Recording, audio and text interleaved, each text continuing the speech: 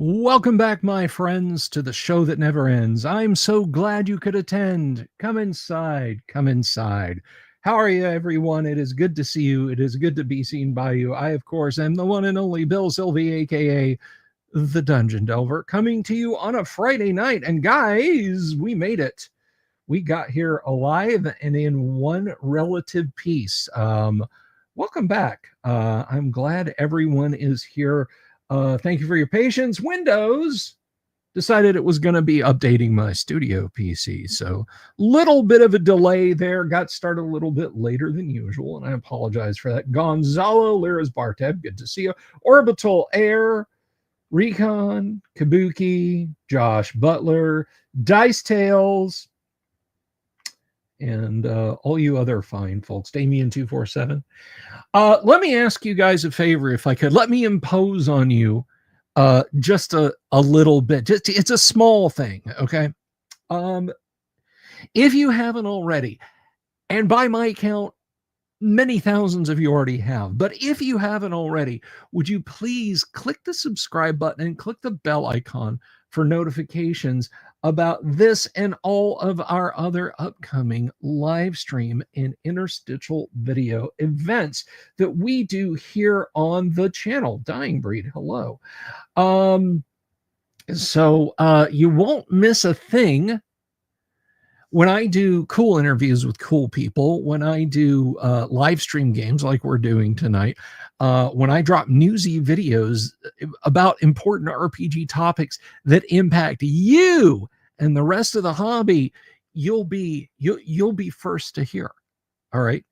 Imagine, if you will, Wolf Blitzer standing over your bed with a teleprompter ready to go with the headlines right when you wake up. That's what subscribing to this channel is like. Okay. But anyway, I'm excited you're all here. So let's talk a little bit about what we've got going on. If you're not familiar with it, if you've been out there sitting on the sidelines and you're not exactly sure what it is we do, we're going to be engaging in playing some Gamma World tonight, some classic Gamma World. Now, would I say that we're going to pick up where we left off last week? Far from it, actually. We are going to be playing Gamma World tonight, and our players that are playing with us tonight are, at least a couple of them, are going to be creating characters in C2 tonight. And why is that? Well, last week, if you didn't tune in, well, it would have happened whether you tuned in or not. But if you did not tune in and therefore did not see it, last week was a near total party kill. Everybody was wiped out. The latest incarnation of Rex Dashington, Monday, and Khalid Kevin's character, whose name escapes me all of a sudden, I don't know why, they were all zeroed by Blash. That's no bueno. That is very bad. So unfortunately, well, and maybe you're asking, what about Probably Sane? What about Doomsword's character? The longest lived character in this entire game, if we consider different incarnations of Rex to be, in fact, separate people. What about them? Or him, rather. Well, Doomsword elected to have to have him retire. He was not going to go back for his equipment, and instead he is going to, or rather, he did create a new character that he will be using tonight. Now, I need to grab something real quick while you guys talk amongst yourselves and we talk about what we're doing, because we're missing somebody. We're still waiting on somebody here to join us, and I need to grab tonight's module. I thought I had it on this PC, but apparently I do not. And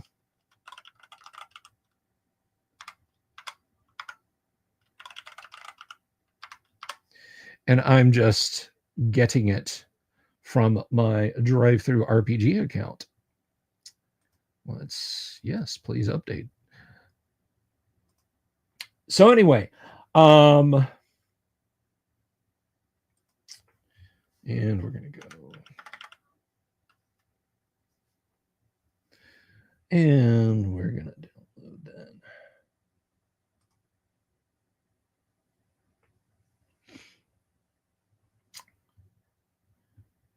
Let's put that over there. So I'm getting that down here on the PC, and we are going to be rocking and rolling here in just a hot second with that, and that is good to go. Now, let's say you are one of the new subscribers, just for the sake of the argument, and you're like, okay, so I'm going to sit here and watch you play tabletop RPGs, and do what exactly? It's not just that, guys. Here's the thing. Here's the way I roll. If you have a question about what we're doing, about the rules, about a character, whatever, I want you to ask in the chat. Feel free to ask a question and just let it fly. If I don't answer it, someone in the chat may, because they're pretty smart, and you guys know why.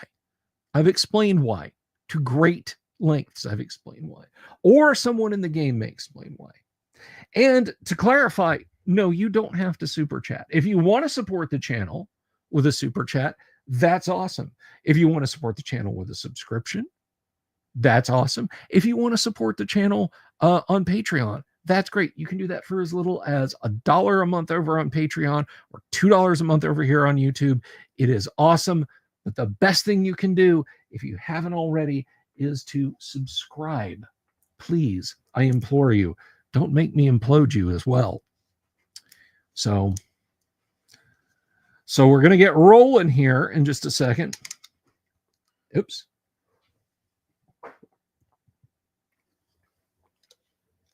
I got to stay hydrated. So let me then put on my headphones. Now, for our players who already have characters, as I add them to the stream, I'm going to ask them to tell us a little bit about their characters. So let me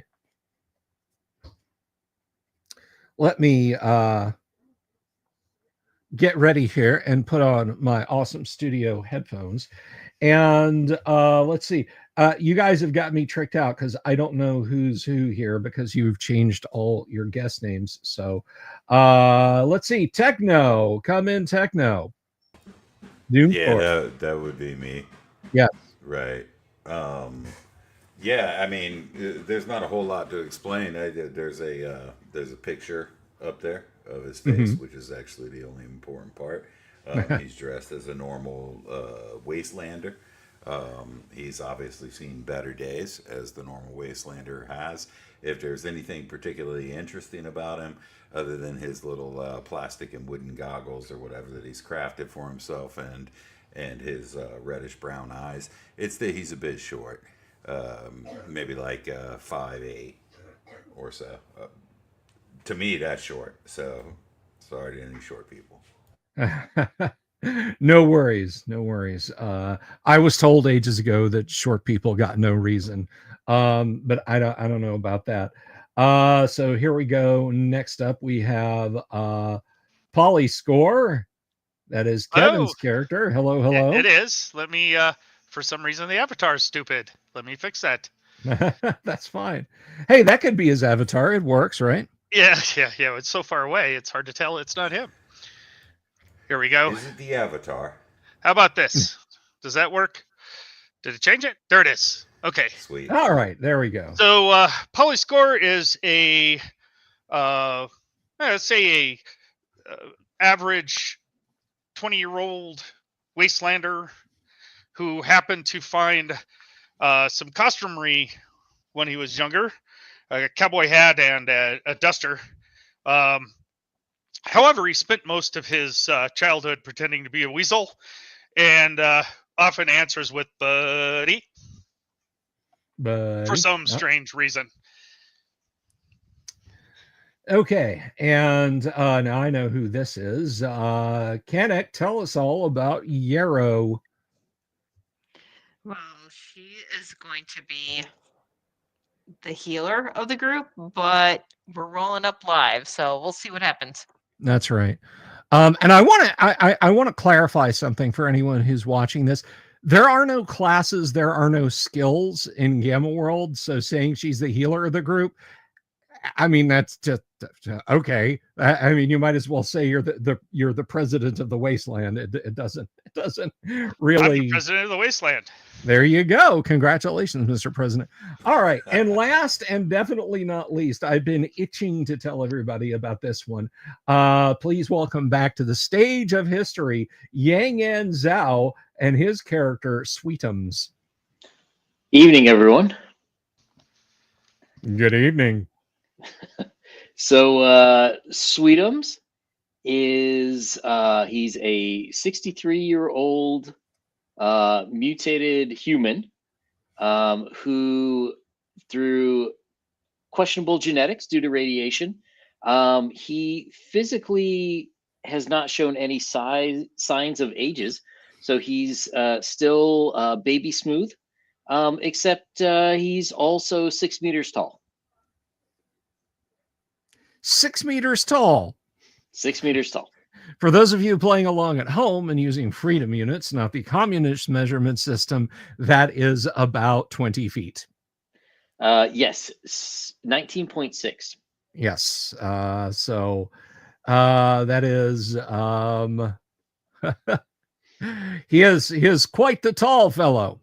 So yeah, he's been wandering the wasteland, tinkering on items and trying to decipher various forms of ancient tech. Unfortunately, he goes around wrapped in bandages because he has no nerve endings. Oh, well, that's so no everything good. hurts, or doesn't hurt. He doesn't notice anything. Well, here's hoping that Sweetums has a fine adventuring career that does not involve being a giant scab all the time. I think it'll be short. The last person we had that was extremely tall had a very short lifespan. So yes, he did. So yeah, Damien says Sweetums is the brute squad. Well, Sweetums also has the strength of a newborn, almost. So I don't know how well that's going to work. Well, we shall see. We shall see how that works out. So Sweetums is made up. Is Polly Score already created, Kevin? he's not. I was going to roll it on in the fine. The channel if that's fine. Yeah, that is perfectly okay. So why don't, just for the sake of fun, we'll kick it off then with Polly Score. Now, are you aiming at a pure strain human? You going with a mutant? What are you? No, he's humanoid for sure. He's not a pure strain. Okay. Alrighty then. So for those of you who don't know, Gamma World is very AD&D like in how its character stats are generated, or I should say OD&D like, in that you get 3d6 down the line for each stat. But the character in question might wind up with a mutation or two that could modify that for a bonus or a malus. So go ahead and hit me with your best shot for that first roll. Okay, it's mental strength. Let me pull up the characters here. So a 9. You have a mental strength of 9. Yep. All right. Next is intelligence. Alrighty. Wait, it put a whole bunch of dice in there. I don't know why it does that. Okay. 13. Not bad. Not bad. Okay, for dexterity. 5. Yeah, he's agile. He's agile. Okay. Yep. Let's hope there's a mutation for that. That's another 9 for physical strength. Just Alrighty. below average. We have a 7. No, really? I guess it's an 8. Constitution. Yep, an 8. This is well, it's charisma. Constitution's last, right? Oh, right, charisma. So Sorry. yeah. Okay, at least on Here's my where we sheet. get that 18. Hey, awesome. 14's not bad. Not bad at all. Not bad at all. Okay, so first of all, go ahead and roll 14d6 for your hit points. Okay, there's 14. And it's 44. 44. Not bad. Not bad. You can take a couple laser blasts. All right. So as long as they're not to the face. Head or gut. Okay, so we have his attribute. let's do mutations. I guess it's 1 to 4 of each. Start with that is correct. A D4 for physical mutations. All right, let's do the physical. Well, there's 4 of those. Ooh, 4. Okay. And I'm waiting for the defects. Yes, we'll do the defects next, but let's find out what 4 you've got. 79. 79. Taller. Oh no. Okay, awesome. A couple tall guys Nice. in the troop. 2 of us are going to be 6 meters. To determine how tall to make any given mutant, roll a d6 for a 1 to 6 result and add this to 2 meters. I'm 8 meters tall. You're 8 meters tall. God, that's just so bad. They don't make buildings for this guy. Mutated. Yeah. Okay, that's They don't just make silly. anything for that guy. That's what I'm saying. I don't, Yeah. I don't know Can what we we're start gonna do here. over? He's gonna sit on Hey. Mexico signs. Nope. He is what he is. All right. Next mutation. Next physical mutation. It's 64. 64. By the way, these I will absolutely mercilessly stack mutations. So if he got like taller, I would just continue to add it. I'd have to change his name to Space Elevator. Yeah. All right. So 64. So he's like 40 meters tall. Congratulations. You have a poor respiratory system. Oh yeah, I've had that before. It's awesome. All right, so poor respiratory system. This mutant has trouble getting needed oxygen into the bloodstream. Well, of course, your lungs are down here. Your mouth is up there. Yeah, you don't say. So his brain's in his tail. Is that what you're saying? You become weaker and you have to rest after fighting for 5 melee rounds. Yep. Failure to rest causes you to faint for 1 to 6 minutes after the 6th melee round. Yep. This is right. My last character had this. Okay. Next physical mutation. Okay. 54 this time. 54. Studio. 54. Oh boy, no resistance to poison. Oh, this is nice. So no resistance to poison is kind of what it says on the tin. Exposure to any poison will kill this character unless the appropriate antidote is quickly administered. I would say within a couple of melee rounds. Okay. All right. Fourth time pays all. You have to be really careful of what I eat. Yes. Roll already? There we go. 12. 92. Okay. 92. Roll any good mutation, no defects. I'm sorry, roll a good mutation. So we ignore defects on this. So and I already have 2, so that's great. Let's do 71 was the first roll. 71. Okay, this is not listed as a defect. It is shorter, so To determine how short to make a mutant, Oh my roll gosh. percentile dice 2 times for 0 to 99 results. Treat double 0 as 0 rather than 100. Add the two results together. This gives the mutant's height in centimeters.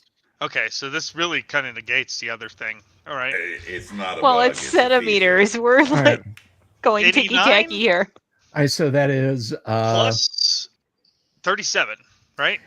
yes, 89 and 37. 80 and 30 is 110. Is okay. What is 126? Yeah, that is 126 centimeters. And for those of you, again, using freedom units, let's see.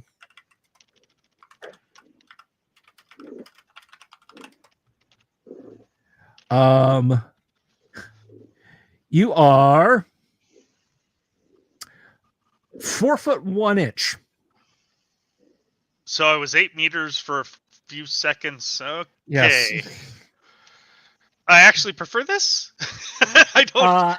You probably know why. Yes, and that is because this change decreases the metabolic rate of the mutant and causes a marked reduction in its ability to do damage in physical combat. You will be very hard to hit in physical combat. So what I want you to do is I want you to treat yourself as armor class, an armor class basically 2 better than whatever it is for physical combat. Okay. Nice. Now his breathing problems come from the fact that his lungs are just tiny. Yeah, it's so crazy. Hopefully he doesn't get tiny brain. And as Hey, that's the next. All right. So there you go. You've Let's got do the your mental. yes. Roll a d4 for mental mutations. Okay, there's only 2, so I won't be completely screwed. All right. Roll percentile dice. 41. 41. Let's see. Oh, hey, Gonzalo Lira, thank you for the super. You're starting to remember why you abandoned the system. Well, this is fun. All right. So that was a 41, you said? That's right. All right. 41. You must love it, Gonzalo, because you're hanging out with us. Let's see. 41. Heightened intelligence. Heightened intelligence. Add 4 points to your mental resistance rating not to exceed 18 and subtract 2 points from the die rolls when the mutant is trying to figure out an artifact. Okay. There you go. And your next one. And the last one. Yep. Let's do this. Gets time travel. 24. It was almost 4, but it's 24. 24. Force field generation. Force field generation. Sweet. That's not terrible. This endows a mutant with the power to create an invisible wall of energy through which physical objects may not pass.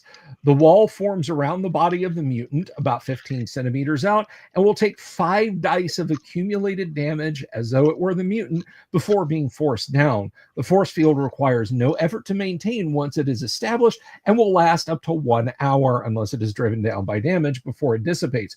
Only one such force field may be generated by the mutant in a 24-hour period. Okay. So what's this guy's problem? He just like hates snakes? I mean, otherwise, is that all? All right. So there you go. An absolutely great little character. Now I think we're over to Kanek. Are you ready? I am. All I'm going right. pure strain, as I always do. I Pure figure if I'm going to be strain mutant, human. I'm I going to get can- it while I'm playing. I can fix that with a reactor exposure before you can say, you maniacs, you blew it up. God damn you all to hell. Okay. I know. Let's start off then. Mental strength.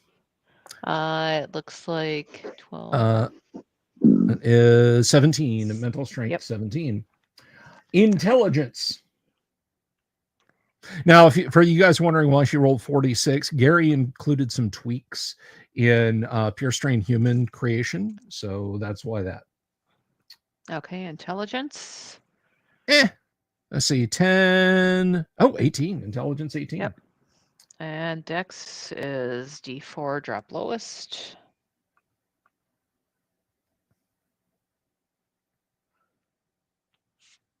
Dex is 10. I'm sorry, 11. 11. Okay. Physical strength is also D4, drop lowest. That's 4d6 drop lowest. She means, Yep. guys. Yep. Sorry. So 10. Okay. Charisma is 46 plus 3. Oh, I gotta clear that. 4 ones. 4 ones. 4 ones. It's not clearing. I'm gonna junk this roll. Ignore this roll. All right. Okay. Okay, here we go. 11. 14. All right. And Constitution. Keep all.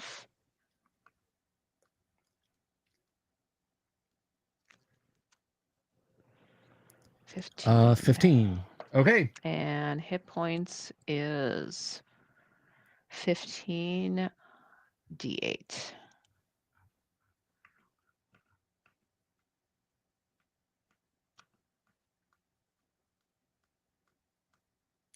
Any second now. Yeah, I There had we to go. click it. 66. Alrighty, there you go. And you'll have to tell me the adjustments. I don't remember them off the top of my head. Let's see. I'll dump it in the channel. Thank you.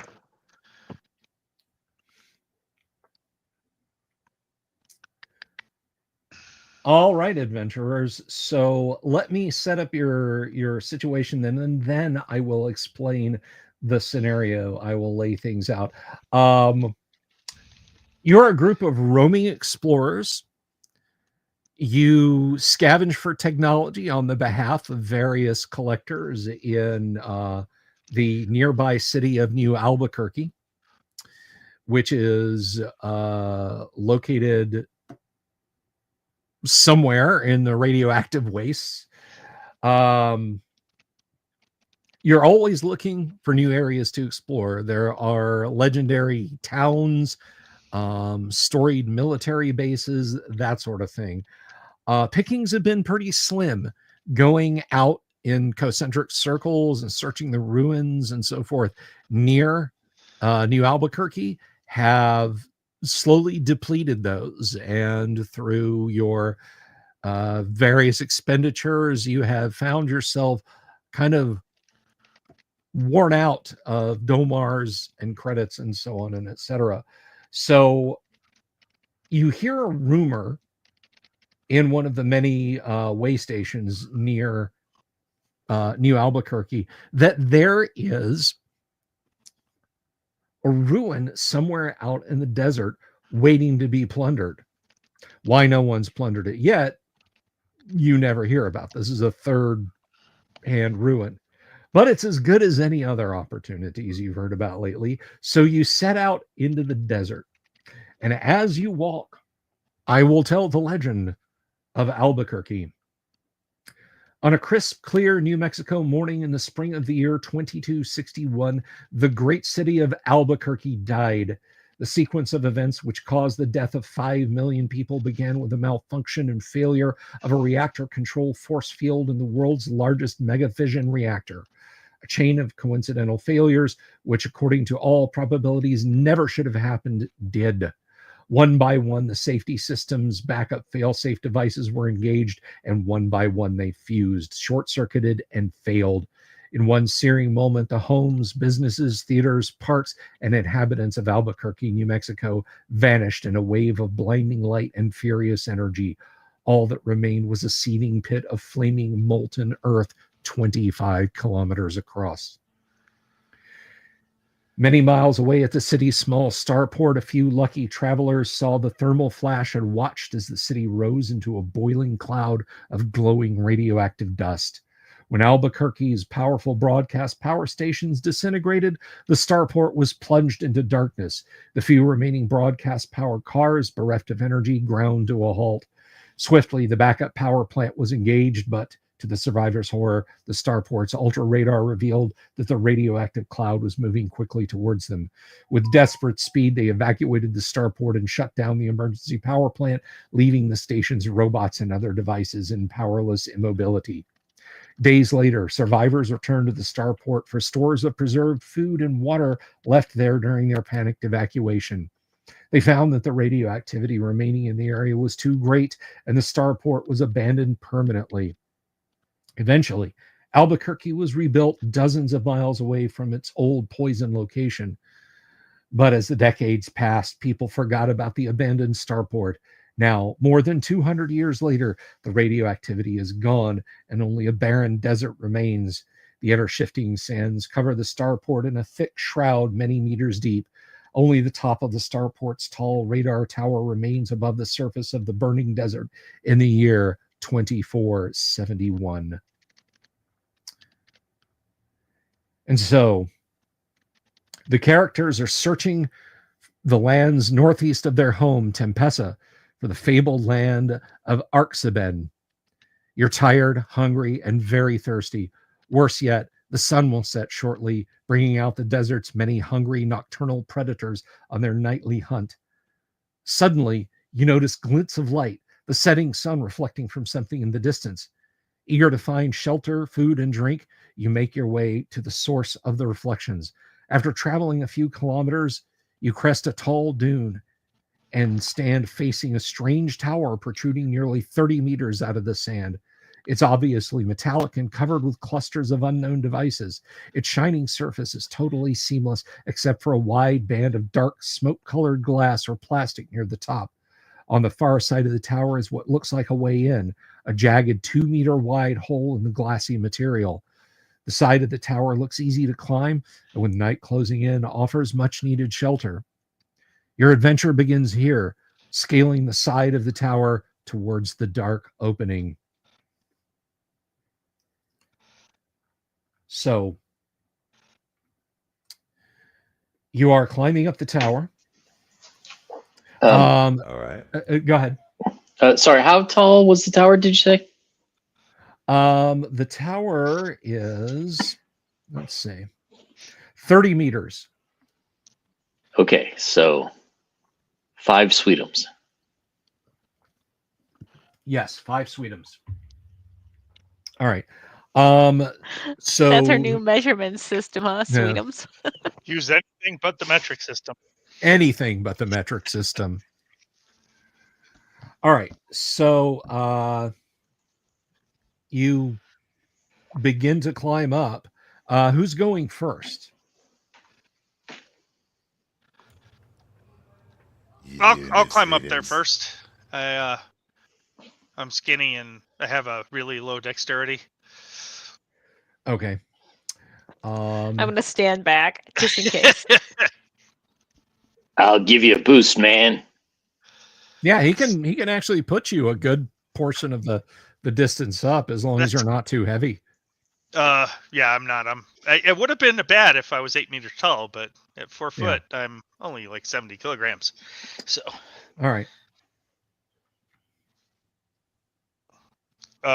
Okay. Anything I need to do to climb, or of course I'll take the boost because that's quite a distance for me. So. Okay. All right, you climb up, and as the sun is going down and these windows are somehow smoked, you've seen people with goggles where they'll smoke them over fire a little bit, or sometimes they're cut from ancient pieces of glass like this. So tinting you are familiar with. It is, you can directly view the disk of the setting sun without it hurting your eyes. There's all manner of ancient technology here. None of it is working. There's not a single light that isn't pouring through the window provided by the sun. There are chairs with great round glass panels in front of them. Nothing here actually appears damaged. And there are clusters of large electronic cabinets. Who is climbing up next? What do we do? Do we send sneakums or sweetums or whatever? Yeah. Okay. All right. Sweetum's climbing up for you is not very difficult. You just kind of grab a couple of the flared buttresses and just you do kind of have to duck down a little bit to get in the hole, and you're crouching down next to Polyscore. Who's up next? Well, yeah, what do you think?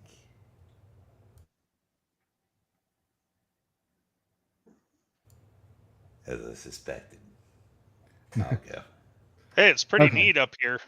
Got to tell you, All right. there's lots of places to sit and weird cabinets, and there's no people at all. At least not yet. It's a little tight. Okay. So Techno, you climb up, and it is as I described. It's very dark, very difficult to see. And finally, Yarrow makes her way up the side of the tower, and you all find yourself there in the chamber. Now, you're going to have to remind me, Kennick, what was Yarrow's dex again? 11. 11. Okay, so, all right.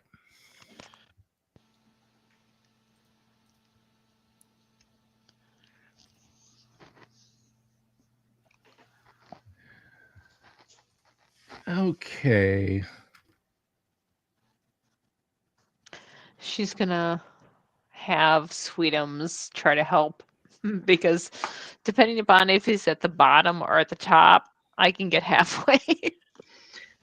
He'll reach an arm down to try to help pull her up when she gets close. Okay. Yeah, that's absolutely fine.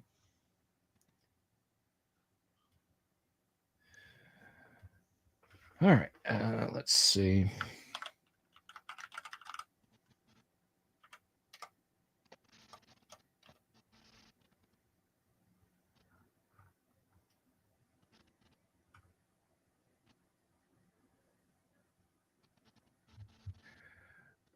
Okay. As you are kind of trying to take in the details as best you can, you hear a clatter of metal from behind a cluster of metal cabinets, and stepping out of either side, you see a pair of hissers. Now, you're not unfamiliar with hissers. They have humanoid upper torsos, snake heads, and snake lower torsos. Let's see. They see you.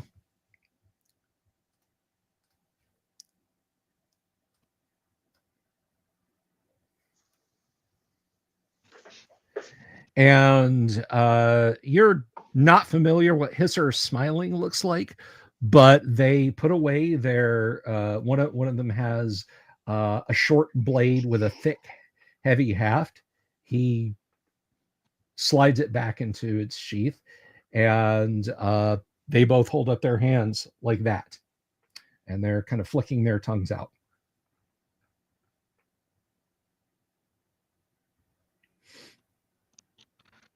Oh, hello there, Mr. Hisser. How are you? Is this your home? They don't speak, but you get this sudden like sensation of thoughts in your mind. No, small one, this is not our home. Our home is in the cool, shady rocks, many, many, many, many, many days away. We are here merely seeking. Yes, they hiss, even telepathically. Good to know that. Well, that's kind of what we're doing, seeking. Any neat stuff up here? No, we merely sought shelter from the sunlight. Night is falling, and soon we will leave to return to our home with Oh, our finds. We wish you and your companions good luck. we're sheltering here too for the exact opposite reason. So what a coincidence, and we appreciate your kindness. He'll tip his hat to him. May your scales not fall out, pale ones. And they kind of make a wide berth around you guys and then clamber out through the glass. Okay. So I should point out, each of you has a spear, equivalent, the equivalent of a short sword also, and plant fiber armor. Thank you. Okay. All right. So kind of in the very dim light in this chamber, you can see that on the far wall from where you came in, there is a metal lined cube. There's a door, perhaps 2.5 meters tall, maybe 1.5 meters wide. And then there's a cube inside that, if Sweetums kind of scrunched down, you could all stand in comfortably. Actually, Sweetums would have to like sit in a fetal position with his head ducked. But the floor space inside is sufficient for you all to stand. And there are 2 doors on either side of it.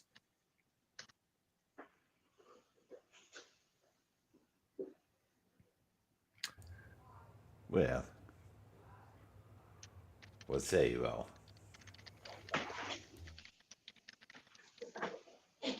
Time to go on in. I mean, they were there. They left. It's got to be safe-ish. I care not for safe. It matters not. Who's leading the way?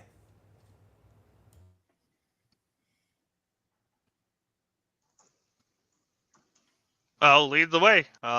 Take my spear out, and Okay. I'm not pointing it at anything. I'm using it kind of like a walking stick, and I'll move forward. Okay. Are you going into the cubicle? Or are you going to one of the doors on either side? Let's go to the cubicle since it's close. Okay. As you approach it, you see there is a flat metal square, and in the center of it, a round disc of clear glass or plastic. Okay. Is it something does it look like it's attached to something, or is it something I lift? No, it's mounted flush to the wall. Oh, okay. I'll take a look at it. Does it look like it does anything? It's just inanimate?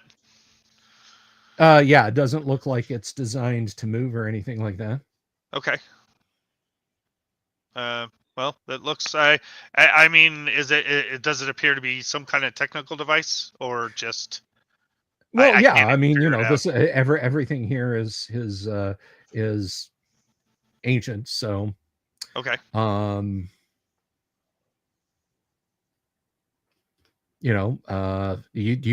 You recognize buttons. This looks like a button.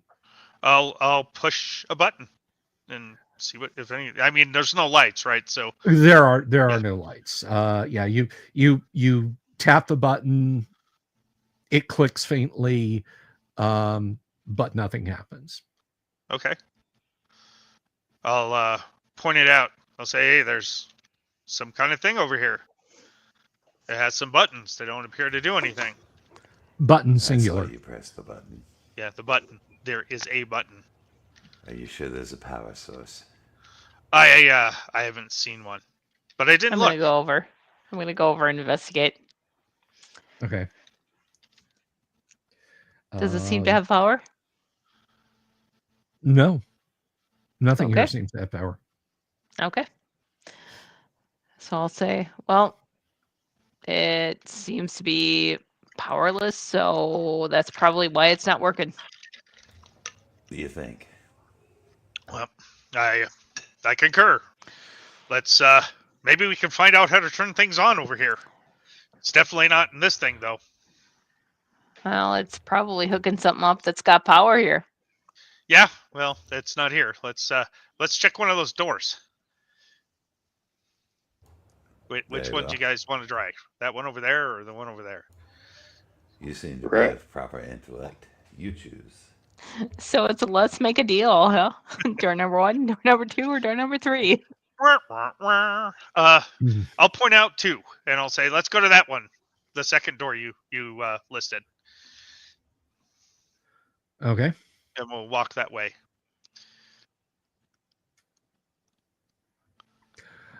Sure. I mean, it's to the right of this cubicle, so you don't have to walk in that direction. It's literally like, oh, Just turn there, and yeah. does it have a knob or handle or? Oh yeah, it's got a handle in the usual spot. Okay, I'll see if it turns and pull or push. It doesn't label, right? It's not labeled, but there is there's like no hinge or anything on it. Give me a d6 roll for opening doors. Okay. Hey, I'm trying to open the doors, guys. Stand back. Got a 2. All right. It kind of pushes open with a little bit of resistance. There's a bit of a squeaking sound. It is pitch black beyond the door. The sun has dipped down now that you guys are going to need some light source to move forward. You do have torches in your equipment. Okay. Or lantern and oil if you want. I'll All have right. a couple torches. Okay. Thank you. And for simplicity's sake, we're just going to go with the D&D standard. It's standard torch burning length, which I think is what is it, 6 turns? No, I'll have to check. I believe it's 6 turns. Yeah. 6 turns, which would be an hour. Yeah, so an hour, right? All right. I'll have a lantern, but I'll leave it unlit for now. I'll also Alrighty. have a lantern, but leave it unlit. Okay. How about Sweetums, his source of illumination? He will. Yeah, I guess he will probably use a torch. Okay. Alrighty. So lighting up a torch, it lights up a radius of 3 meters, which is nice. 3 meters brightly, obviously you can see a little bit beyond that, but yeah, there is a flight of stairs that goes down. It doubles back on itself. Hey, look at this. Has the giant found something? Yeah. Well, He stairs probably has to down. duck in the hall. does it like have a wall partitioning, or is it just open? It's open. Okay, so I could just lean over and look down the other set of stairs. Yeah, looking down, it goes further than your torch illuminates downward. Wow, that's quite a ways down. Yep. It's at least 20 meters. Yeah. Okay. Well, let's check it out. Let's go down there. I'll I'll start walking in front. But I want to be in the torchlight, so I'm not going too fast. Okay. I have a dex of 5. I'm not going too fast anyway. Okay, so the radius of illumination of a torch is 40 feet. So if you convert that into the communist measurement system, that is 10 meter. Yeah, call it about 12 meters. Okay. Yeah, so I'll stay illumination. within that. I'll stay within that space. And I'll wait when we get down to a switchback, so I don't end up in the dark. I'll follow him if no one else wants to. I mean, do you want to establish some sort of order? Sweetums will go. But well, maybe Sweetums should go last, because otherwise, whoever's in the back will get cut off. Although I'll if go you third fall down and the Sweetum stairs, goes last. everybody gets rolled. We're also not going to be able to escape, but that's okay. I have a dex of 5 anyway, so I'm not escaping regardless. I can bring up the rear too. That's fine. Whatever you guys want. Okay, so are there doors on the path down, or is it just all the way down? No, it's just straight down. Okay. Eventually, you come to another set of doors that would basically open in the same direction that the door upstairs opened in. And you think you've gone about 60 meters.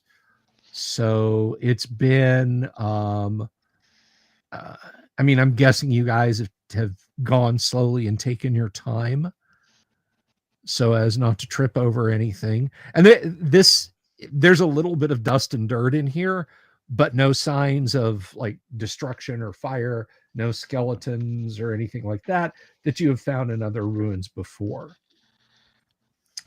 In front of me, do I see like slither tracks from the hissers, or did they not appear to go down here? You don't see anything. Okay. I'll take a look at the doors.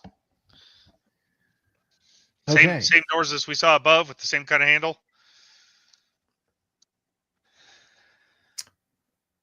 Let's see if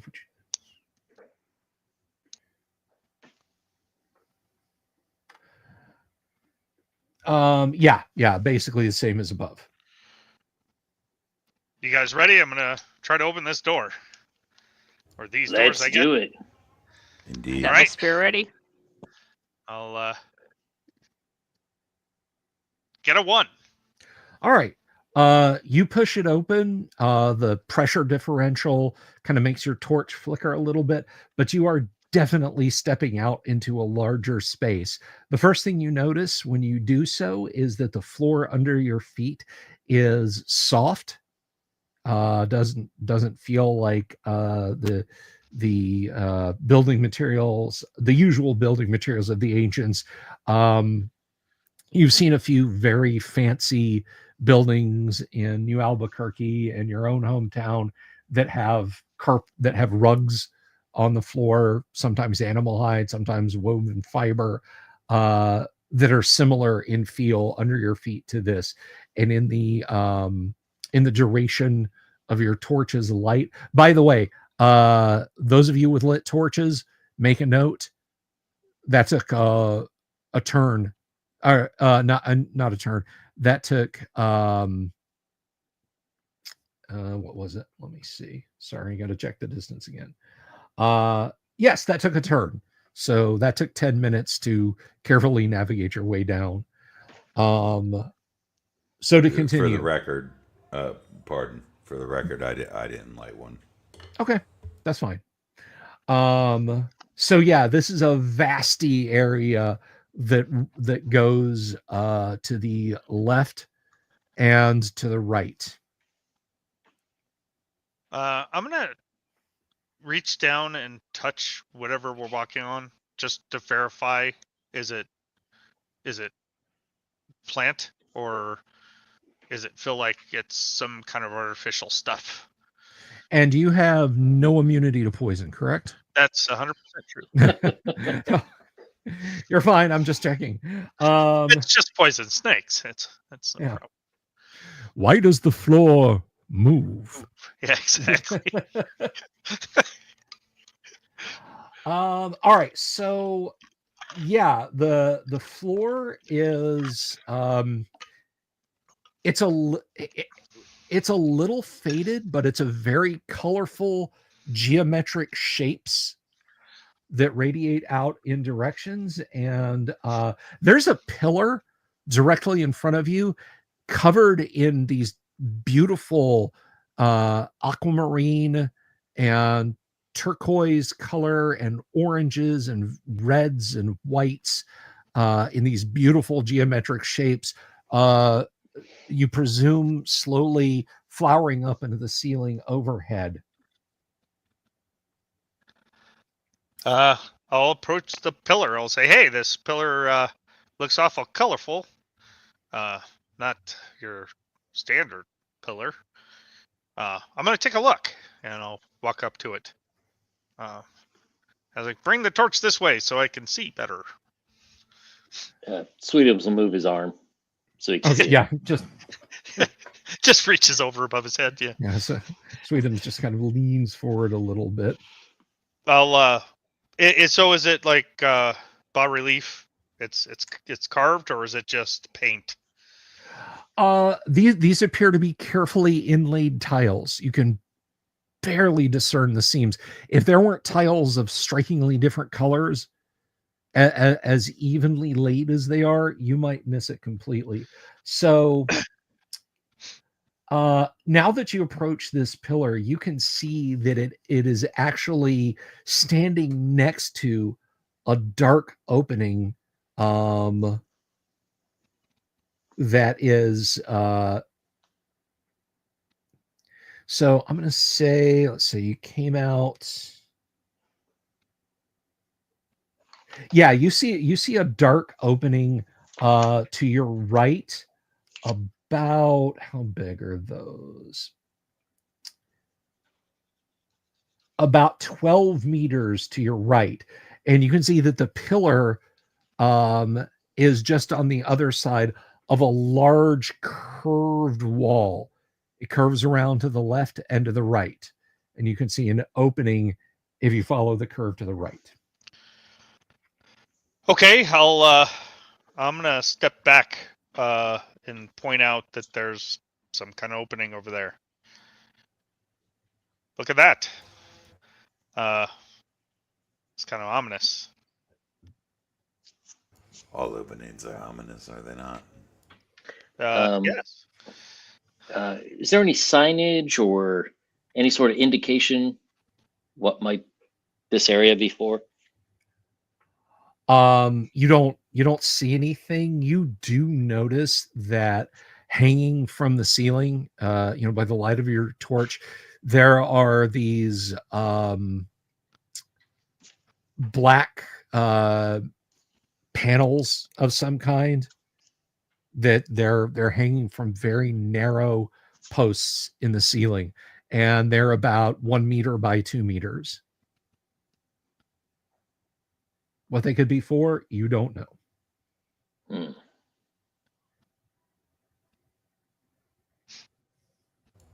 How tall is the ceiling here? The ceiling above you it's probably a good 10 meters up. Okay. So you can actually fit in here, Sweetums. Yeah, Sweetums, you can stand up. Man, my back is killing me. Sweetums, look and see if there's any markings or anything in the ceiling that might indicate the use of this room. Sure, he'll I guess he's been like frog walking this whole time. So Yeah. he'll sort of like half squat up and see if bring the torch up there and see if there's any markings up there that'll. No. The ceiling is just kind of curved, just sort of curves up into the heights, and it just has more of the pretty tiles. Nah, there ain't nothing here. Them ancients were frivolous. Well, it's good. I mean, it could have been worse. There could have been hooks or holes or chains or something.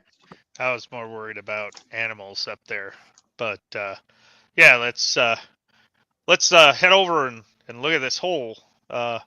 Wall seems pretty smooth, curved out, but this got to go somewhere. And he'll walk towards the 12 meters to the opening. Okay. I'm sorry, go ahead. I shall follow. Okay. Sweetums, you going with bringing the light? Yeah. Okay. All right. So what you can see from your flickering torchlight is there are dozens of very comfortable, plush-looking chairs, benches in here. There's another one of those flat objects. This one is mounted on the wall. There is in the corner, there is a what looks like a little partitioned off space, and you're all kind of surprised. There is a robot of some kind sitting behind it.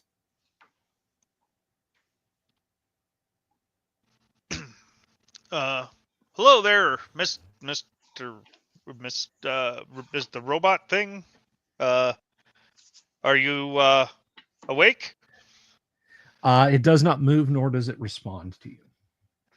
It's kind of rude. Maybe it's turned off. I'm gonna head over there, take a look. Get ready to run. And I'm gonna put my spear out, and I'm gonna walk around to look at the front of it if I can. I'll follow. Okay, yeah. The light of the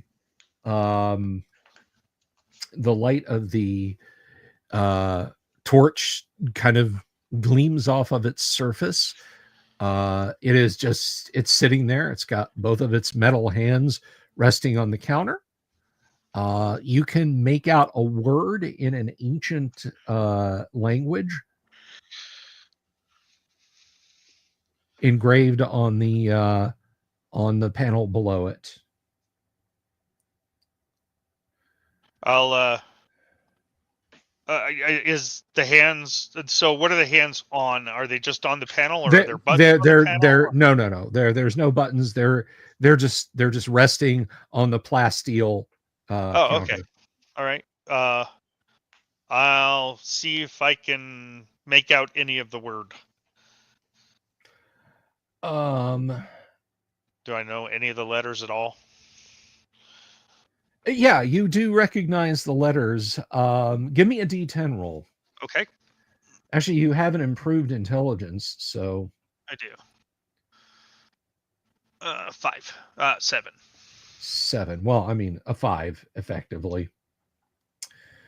The one thing that I really would have liked in the referee's screen, unless I'm just missing it, and I don't think I am, is the gadget figuring out charts. But with your roll, you're able to decipher the letters. It says I shouldn't have scrolled down that far. It says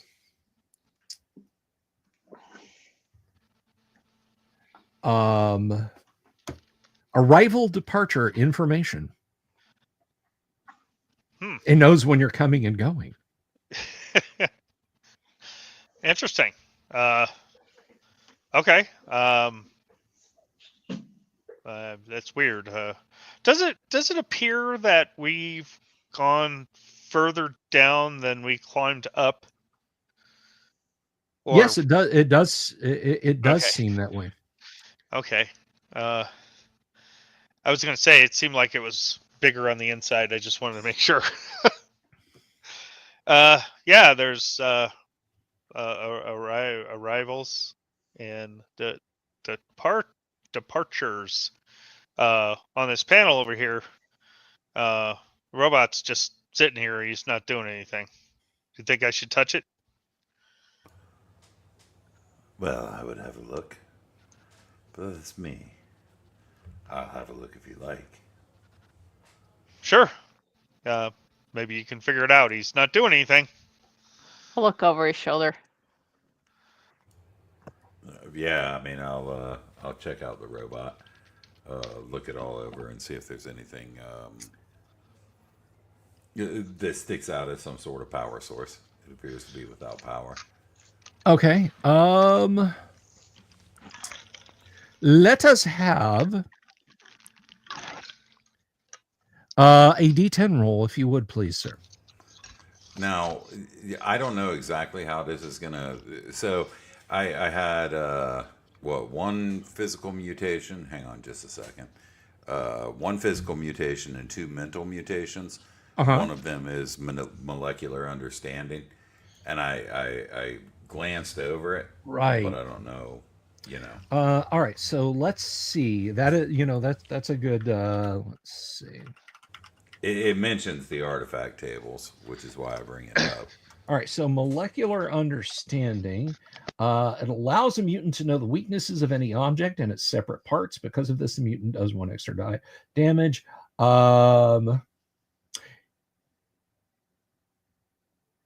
Let's see. So basically, the chart you're going to be rolling on, you are going to be subtracting 2 from your die rolls. Okay. This is a robotic unit, so touching it, you know that you can sense that below where you can see there is a weak mounting point. Just, you kind of feel the molecular vibrations. You know that there's some kind of swivel joint and that this thing is not very designed for any kind of battle. A few sharp blows or shots with weapons would dispatch this thing quite easily. Right. So it's not like it's going to get up and be a kill bot or something. Right. This is not a T-800 endoskeleton sitting in the info kiosk. Right. So it's basically like me sitting in my chair. All right. 1d10 minus 2. You say? Sir? Yes. That would be a 4. That would be a 4. Okay. Yeah, you know that this is some kind of informational machine. Has a probably very simple verbal only programming. Maybe responds to a central computer. You want to give me another D10 roll? Continue to try and figure it out. Absolutely. 5, that becomes a 3. Okay, you're starting to see how it functions, and figure out how one might carry on with it. Give me another one if you want to keep on going. May as well. 6 4. Becomes a 4. Can I try to assist him? One at a time. Okay. Kind of high centered. If you want to keep rolling.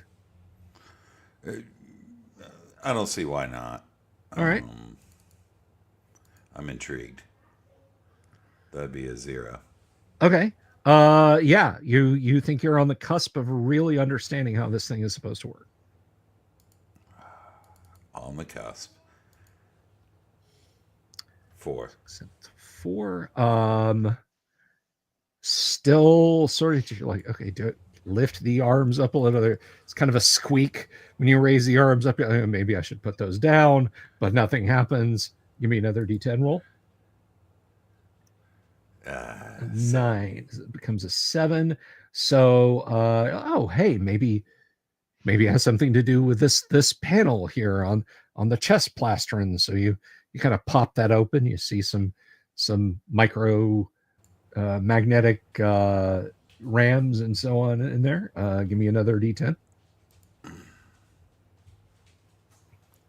4. 6 becomes a 4. Okay, that's not it. You shut it, but you're about to get it. There's just one more thing that will tell you how to operate this robot if you can ever get it powered. Oof.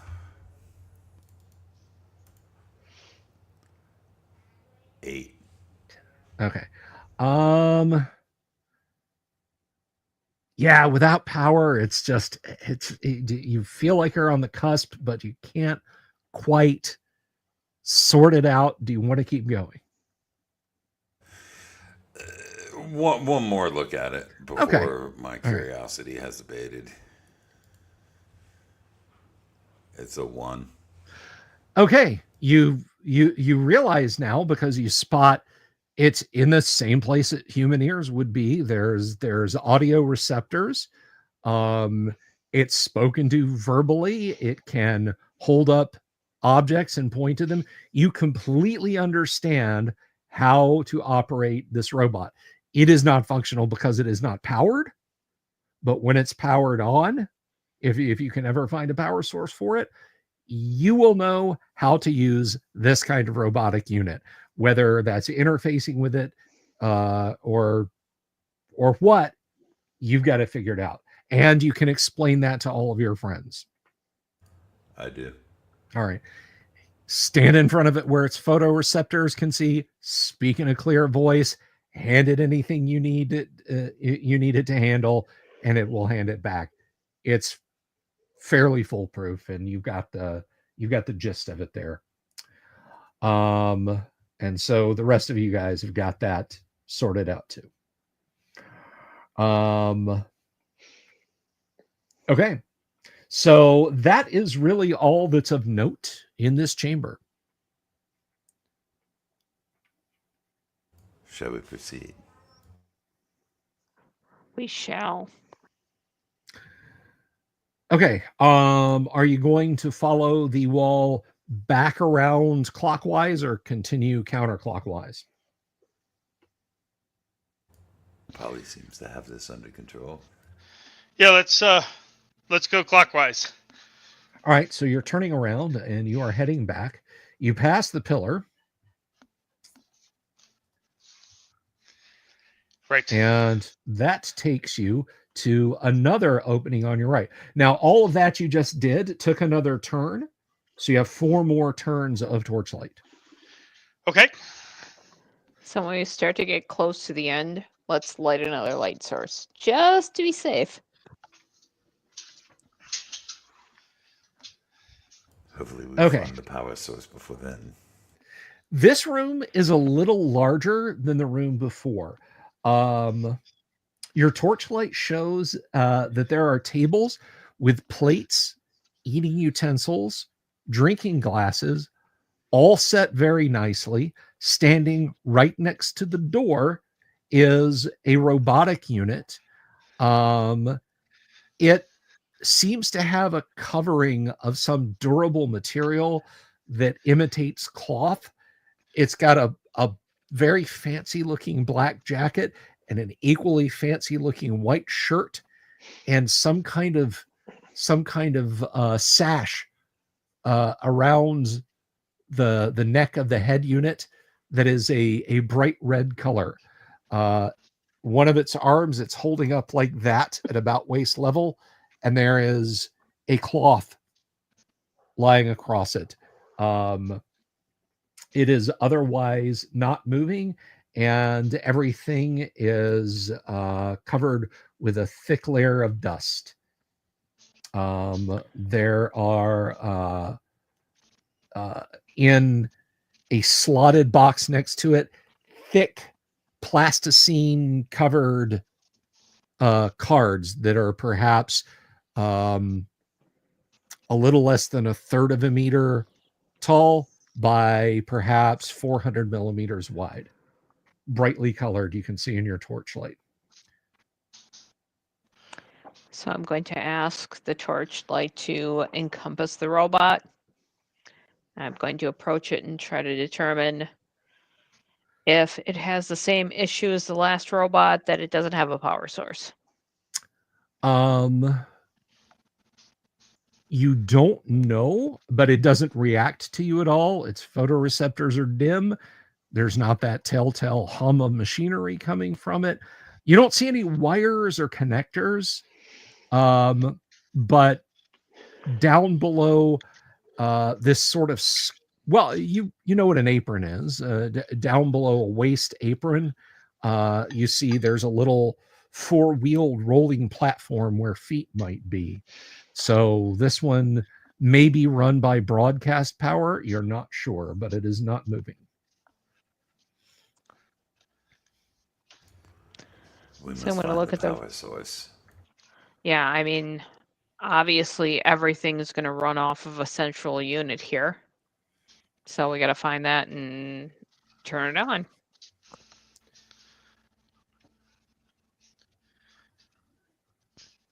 Okay.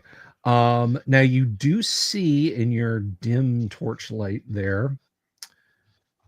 Well, let me say before I just flat out say that you see it. Yeah, you think you can make out in the right rear corner of the room a door. And it is currently closed. Same as the others we've seen so far. If you approach this one to pick out details of it, this seems to be of a simpler, lighter weight construction. There's a round hole in the window about, well, not head height for you, and certainly not head height for Sweetums, but head height for Techno or Yarrow. I'll walk up to it and see if I can jump up and look through that window. In your jumping, you quickly find yourself running out of breath. You're like, oh, damn it. Okay. Yeah, I'll go up and hold him up so we can look through the window. Do they have nebulizers in Gamma World? Well, hey, you may get Probably about as irradiation. rare. You may get irradiated, and that may give you a mutation that will take care of your small lung capacity. Probably about as rare as a medikit. Yeah. Okay. I'll after I figure out that was a stupid idea, I'm gonna back off and say, I can't see through that thing. Here, I'll come up and hold him up to the window. Okay. Well, Yarrow hefts you up. You can see a little bit. There's great pots. There's pans hanging from various locations on the ceiling. In the corner of the room, you see rows of shelves stacked on with various boxes and whatnot. And unmoving as the ones you've seen so far, there are a pair of robotoids. They are parked in front of a large metal counter on which sit various pots and pans. Okay, I'll say it looks like some kind of storage something in there. Indeed. Maybe there's something useful in there, though, right? There's boxes in there, so yeah. Let's maybe we can get this open. I'll see. So I'm gonna set him down. Yeah, I'll see if there's a doorknob to pull, or if it just pushes in. Yeah, if you push on it and it just swings away from you. Okay, I'm like, there we go. Is there anything I recognize that's immediately noticeably useful, or? Interestingly, yes. There is what appears to be a large cube of wood, and you recognize, well, you don't recognize, but there are many handles poking out of it. Oh, say, hey, there's a box, I guess. I'll so handles on multiple sides of the box, or the cube? Just in one face of the cube. It's sitting at like a 45-degree angle. Oh, okay. I'll try to pull on one and see if it opens. It just comes out in your hand. It is you're holding a perhaps 20-centimeter long blade, gleams dully in the light. There are handles of different sizes to below and to the right of that one.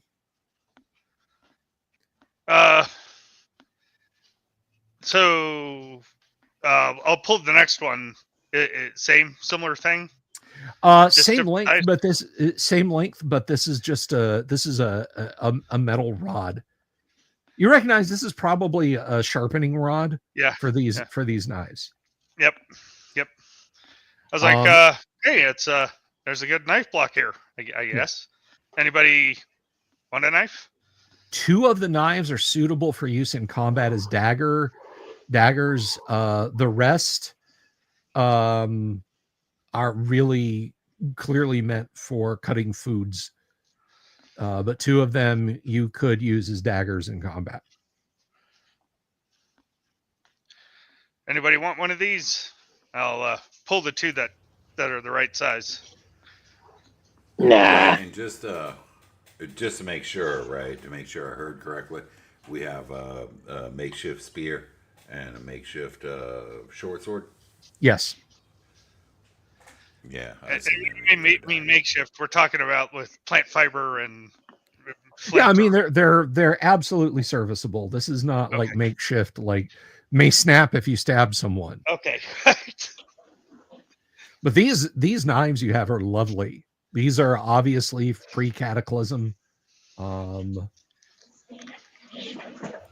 appear to be collectibles to me. Who wants one? I'll take one. I'll hand one over. No one else. Okay. I'll take one of those. Okay. I'll grab one as well, I guess. Okay. So the 2 knives are deposed. Anything you guys wish to do in the room? This is just 2, or are there more? No, it was well. There are more knives, but again, only 2 of them usable as daggers. The rest are small, filleting knives. I'll take a fillet knife. That's fine. You can cut small items with it. The salvage would be much more successful if we found out how to turn on the lights. Okay. I'm guessing it's another area. Well, I mean, there are boxes in here. Do you guys want to pursue it, or you just want to move on? Well, it's very. Let's check out the boxes since we're here. Yeah. Okay. Maybe they got some shorts. Digging around, or not digging around, but your slow approach to the kitchen, or to the outer area, and then into the kitchen, that's another turn of torchlight. Your exploration in the kitchen, that's another turn. You have 2 more turns of torchlight left. Right, we're under torchlight. I mean, right. We can find some stuff by the ruins of the fading light there or whatever. But if we can turn on the power, then we can do whatever we want. You're right. Maybe we should It's a good point. Come back and search once we find out how to get this thing running, if it can be running. So it sounds like we're gonna move on to the next areas and that instead of delaying here. Yeah, let's just go clockwise back out and to the left, I guess. Okay, so we're doing the Hunger Game thing. So going out to basically back to the 12 o'clock, and then you're going to start going clockwise, correct? Yep, that's correct. Okay. Briefly, there is another arrival departure lounge that is identical to the one on the other side. Including the robot? Including the robot. Okay. And I think I know what 2E is. Let me double check.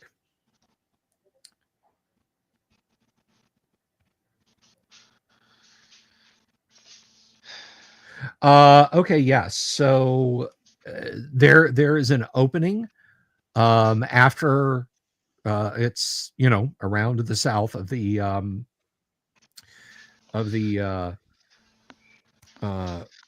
departure arrivals lounge. There is, it's an opening. It's not a door, but in your torchlight you can see that there is a wall that is set back from the opening, and there is a sort of well, you're not really sure what you're looking at. There's a blue plastic sign on the wall. a sort of triangular shape with two narrow shapes underneath it, two narrow shapes out to the side, sort of pointing down, and a circle on top of it.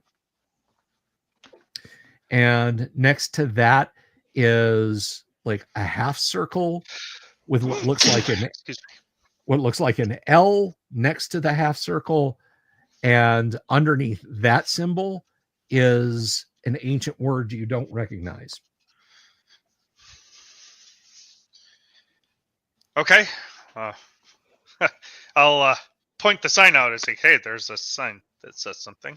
Yeah, strange glyphs. Yeah, I have no idea. Anybody? Here, I'll look at it. Yeah, I mean, you can absolutely look at it. Does it make any sense?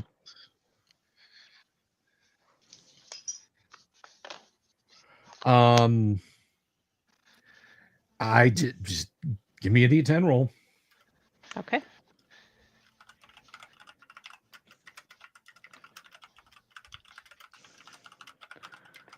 An 8. -3 with intelligence. Yeah, it's obviously that is supposed to be the symbol of a person. Give me another D10 roll. Okay.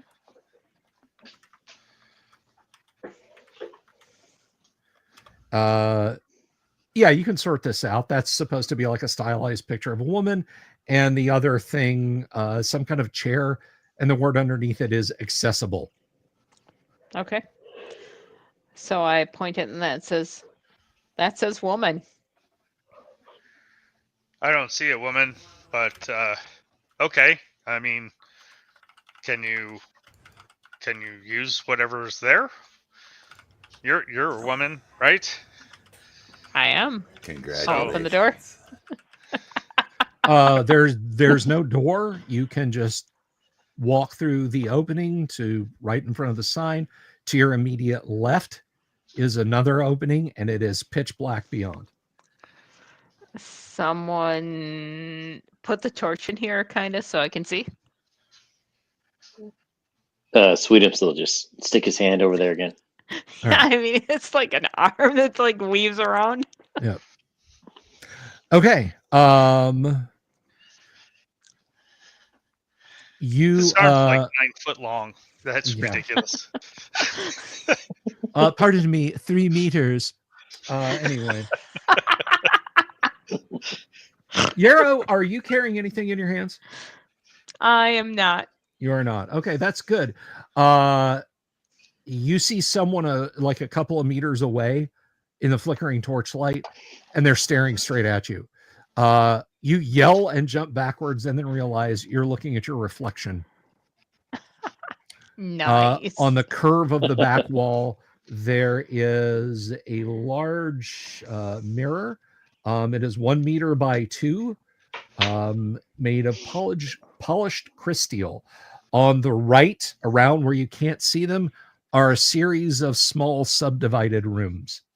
Beneath the mirror, there are many basins. I'm going to investigate the basin, the very closest basin quickly to see if it's working or not. There's jutting out just at the height of the lip, there's a sort of machined metal pipe of some kind that comes out and curves downward. Reminds you a bit of a water pump. You've seen some places that have indoor plumbing. This must be some advanced pre-cataclysm indoor plumbing. There's a hole in the bottom of the basin. There's a couple of dried, flaky bits of maybe ancient paper in squares about that big and that tall, stuck to the inside of the basin. So is there any knobs or anything like that that I can push or pull or tug? No. So if there's anything in the basement, I'm going to like touch it and wave or anything like that and see if it does anything. Nope, it does nothing. Okay. So I'll go back and say, well, there's a bunch of basins and there's cubes and there's a very large mirror. As you are making this announcement, your torch finally gutters out. You are all in pitch blackness. Well, fantastic. Y'all still here? Yeah, Yes. let's start. Let's light the new light source here. Are we gonna Everybody go with the who's torch not or dead, lantern? sound off. I mean, I got a lantern. I can try to light it here. You were likely to be eaten by a grue. We should light a lantern or something. So I'll try to start my lantern. All right, you have to fumble around with it because it is pitch black, but you do get your lantern working. Its radius of illumination is a little bit smaller. However, this will burn for 240 minutes with the pint of oil that you have in. That's 24 full turns of expiration. Okay. Nice. So let's keep exploring and see if we can find the power source to bring the light up here. Okay, are you continuing to follow the circular center chamber around? Yes. Okay. We're gonna skip the next one since it's the same, right? It looks like it's a mirror of this one, right? Well, I mean, you've still got some to go around, so let me. There's another probably chamber. a sign. Okay. There actually is a large sign that is not it is not electrically powered. It's picked out with the same bright colors that you've seen, the mosaics, the carpets, the wall decorations. And it says Albuquerque Starport Gift Shop. I'll give you guys that one. The windows here, although they follow the curvature of the mosaic walls, are transparent, and you can see there are so many knickknacks on the shelves. What kind of knickknacks do we see on the shelves? Anything? No, we have to keep going. We can I'm sorry, come back no, to this. he asked this. He asked what they were. Yeah, I want to know. You want to know. You're looking in.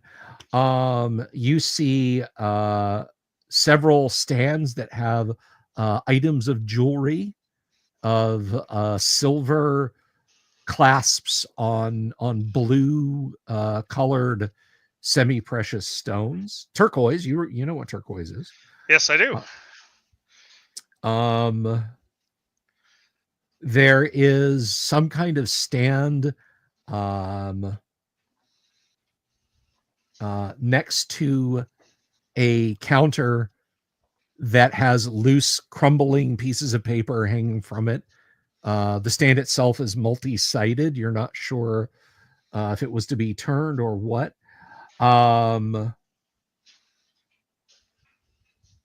Let's see. Just peeking above the counter, you can see sort of a curved shape of some whitish material. You're not sure what that's about. There are a few crumbling articles of clothing, not many, they don't look very durable. They don't look very suited for exploration. They're brightly colored. Someone could pick you out a half a kilometer away in those. There's strange looking hats, tiny glasses that have the strangest looking items on them. They look like little tiny maps on them. They would hold very, very little. Some say Albuquerque. There are some kind of glass or transparent steel spheres that have little tiny miniature buildings inside, and a fine dusting of whitish powder. Just all sorts of interesting knickknacks like that. Okay, that looks really neat. We need to definitely come back here and check those out when we get, if we can get the power on. Okay. Let's I guess we will move on. Alrighty. And at a glance, that didn't take you that long. So looking south, you can see there are two side-by-side metal staircases that go down, and that's about 15 meters in front of you, just towards the edge of your lamp's illumination. Okay. Do you guys want to go down those stairs? Let us take the ladder, indeed. Let's go check it out. All right. Continue going that way. Okay. The stairs are about 15 meters down.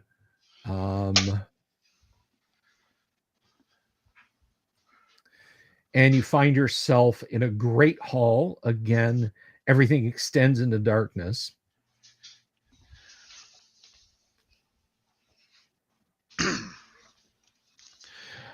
This large room, there are a few benches, many chairs. To your left and your right, just within the radius of illumination, there are large flat metal discs. How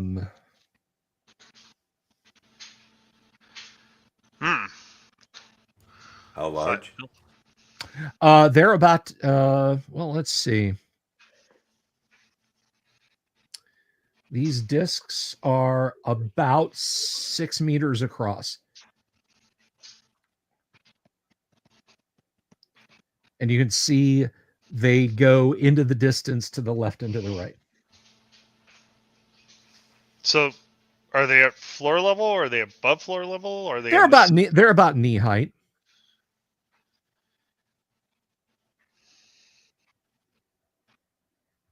I'm not sure, but those look a lot like dancing platforms. There must have been some kind of event hall or something. You now have 23 turns of light left. Do you guys think the power's this way? Well, I would expect that the power would be lower rather than higher in the building. Yeah, I That happen to means agree. nothing, however. All right. Are you going left? Areas.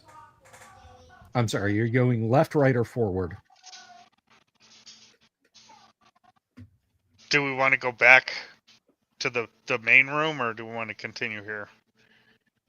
Right, because this is inside. This was in past the gift shop, right? Yes, you are south of the gift shop now. Okay. South and down. Well, perhaps we continue. Okay, let's let's continue. We'll keep going straight or forward.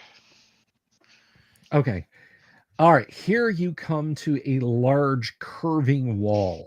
It is not.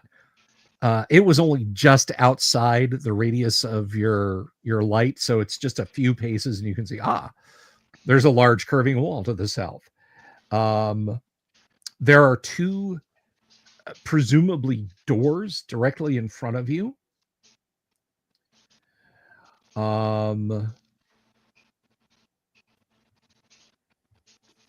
And you can see just kind of a dark open space beyond the doors. I'll look and they have a handle like we're used to. Yes. Okay, I'm gonna. Hey, I'm gonna try these doors, and I'm gonna see if I can open it. Very well.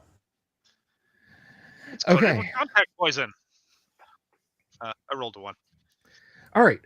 Yeah, you put your shoulder down and slowly push this open. There's a lot of resistance. You think maybe this somehow moved under power. Do you think you hear kind of a faint whining sound of a servo motor being forced?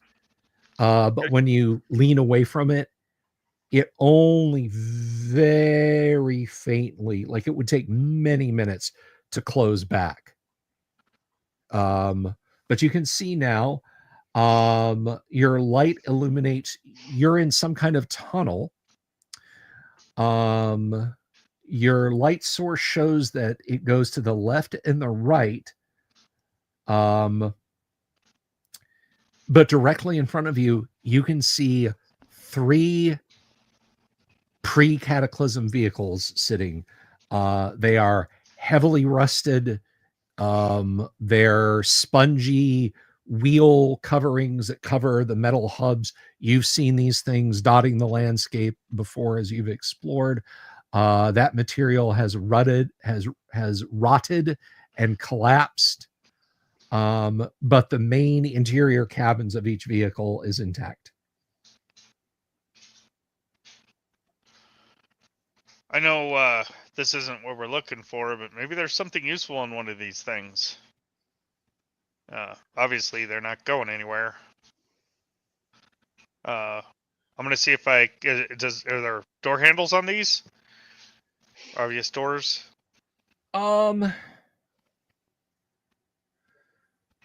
Yeah, you think there's handles on them. Okay, I'll see if I can pull one open. Okay.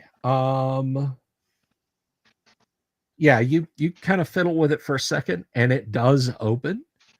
Just stale, dry air. There is a incredibly confusing array of knobs, buttons, dials, levers on one side. On the side that's closest to you, there is just a little panel in the front of this shelf that occupies most of the front of the car. It's a little door with a button on it. I'm gonna try to push or turn the button. Okay. There is a folded yellowed bit of paper in a transparent plastic envelope. There is a closed up bag. There's a cylindrical metal object about maybe 350, 400 millimeters long.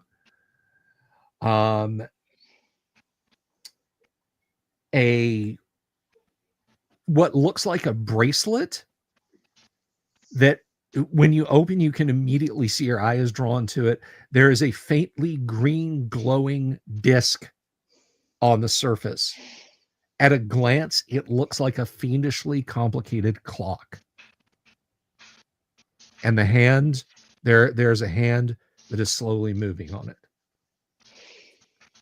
Okay, I'll grab that stuff and I'll Also, I do want to point out there is a dried and cracked leather holster with something clearly some kind of weapon shoved in it. I'm definitely gonna grab that. Okay. So I'll bring it out and I'll show the group. Hey, there's a little compartment in these things, and look what I found in there. And show them the array of items that I pulled out of there. Very interesting. I suppose if you had no trouble, we should look them all over. Yeah, well, I know we're kind of in a hurry, but there's some kind of weapon, and I point that out. Anyone want to try this? I'll give her a go. I'll hand it over to Sweetums. I'm not too handy with missile weapons. Okay, so Sweetums, this whatever is in this holster is a transparasteel crystalline sphere. It has a fiendishly complex block of wires and filaments. At its core, it has a tapered end and an open end with tines that are sticking out, and some kind of place you can just put your thumb and forefinger around the grip to depress that, maybe. So you're going to try and figure out how this works. Give me a D10 roll.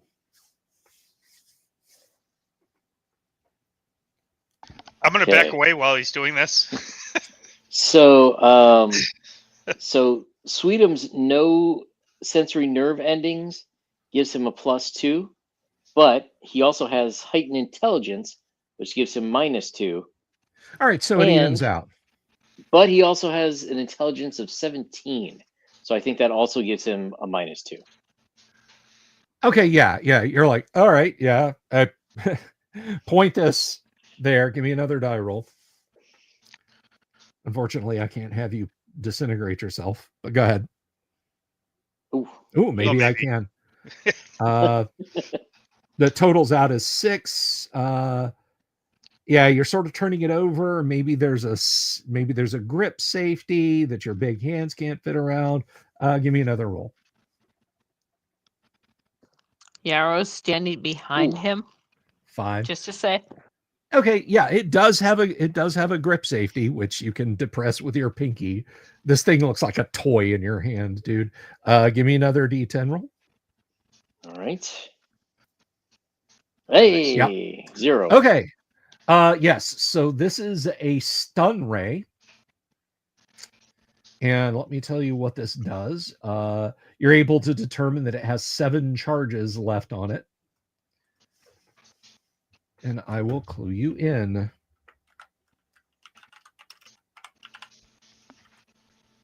Ixnay on the stun ray. Effective range is 25 meters. It has a solar cell, so it does recharge.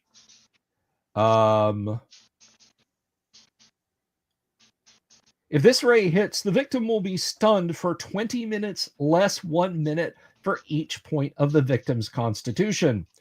While stunned, only your heart, lungs, and etc. will function. So it currently has 7 charges on it, and it will not charge from your torchlight. Speaking of charges and torchlight, mark off another turn of torchlight. I'm sorry, of lamplight, please. And that is all you find in the car. Oh, by the way, Kevin, the bag feels heavy, like with coins. Oh, yeah. I'm gonna open it up and see what we got. It is full of Domars.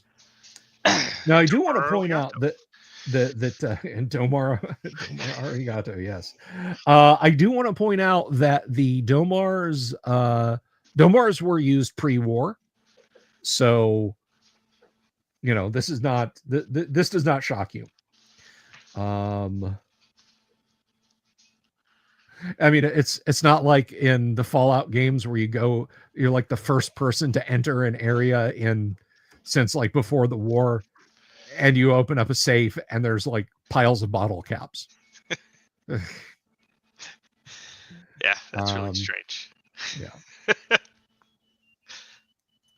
All right, so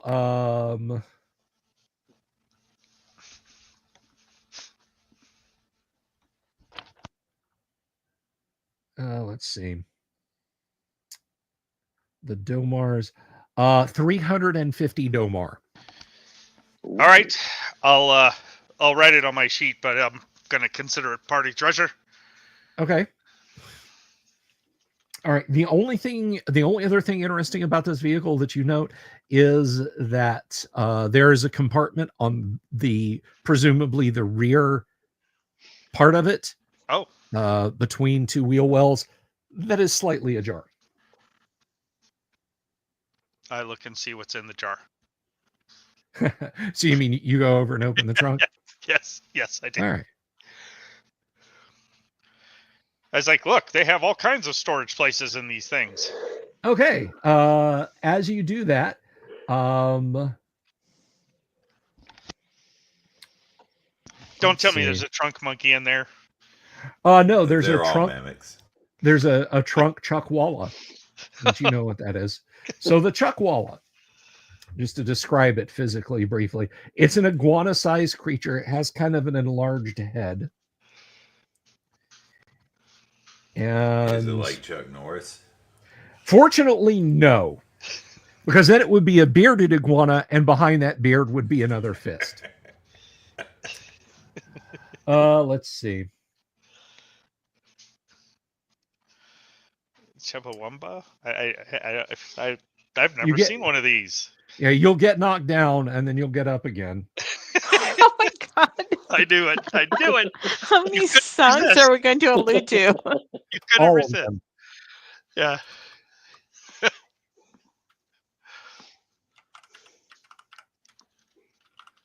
I mean, next we're going to pull out Eileen. We're going to find a violin in here somewhere. Yeah, I know what you mean. All right, so it lashes out at you with its claw. You are totally surprised by this, all of you. When he opens the trunk, I'm getting like Damnation Alley vibes. Yes. Sorry, question. I have a dex of 17. Would it still surprise me? Yes, with that surprise roll, unfortunately. Okay. All right, so it lashes out at you and manages to miss. It's still trying to lunge forward and claw at you with its claws, but now, well, let's see. You were totally surprised, so you are armor class. I should be 4 because I shortened. The fiber is 6, right? Plus the short. Which Yes. is weird, but all right. For physical combat, right? So right. All right, so physical attack. And I rolled a 15. Yeah, it lashes you with a claw. It kind of digs its claw into your arm and is kind of wrapping itself around you as it's digging its claws in. So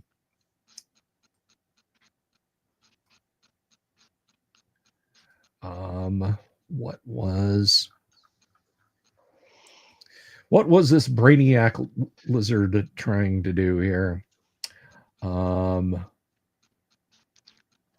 Poison. Definitely. Well, no, it's not poisoning him yet. So yeah, it's leaped on you. It's sunk its claws in, and everyone can now act. What? We'll just start at the top of the order here. What is Techno doing? All right, so I'm about what I would say maybe 3 meters away. You can be as close as you want. No. Well, I said I was following him, so maybe 2 to 3 meters away, I suppose. I'll go ahead and chuck a spear at the guy. At the thing, not the guy, not my friend. Are you gonna thrust your spear at it or throw it like a missile weapon? Assuming I'm far enough away, I'm gonna throw it like a missile weapon. I don't know, what is it? It's like 5-6 feet long, or is it like super long? No, it's like 2.5 meters. Right. I'll just go ahead and throw it at like point blank range or whatever. Thank you. Okay. At this range, as far as 2 hit and that sort of thing, we'll treat it as a melee attack for purposes of 2 hit. How about Polly score? You got this thing on you now. yeah, I'm going to try to shed it however I might do that. Punch, kick. I It's all in mean, you mind. can draw a weapon and try and stab it if you want. Yeah, I'll use my short sword if I have to. Or actually, I Okay. got that really nice dagger that would be perfect for this thing. All right. All right. How about Yarrow? She's gonna take her spear and try to like stab it. Okay. And Sweetums. Stun gun. Okay.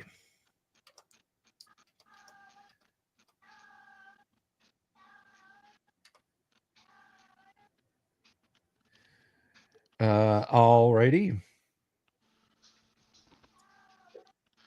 Okay, let's roll initiative. And I think that is. All right, let's roll initiative, and we'll just start at the top of the order. And Dooms, give us a d6, please. 5. Oh, I'm sorry. You may go ahead and take your shot first with that high dex there, Sweetums. I do not have one. Right. Oh, right. yeah, Gotcha. yeah. Uh, 8, I mean, 12. turnabout. Yep, somebody was going to get it. All right. class 12. Class 12. This thing is. Let's see. Class 12. You rolled a 12.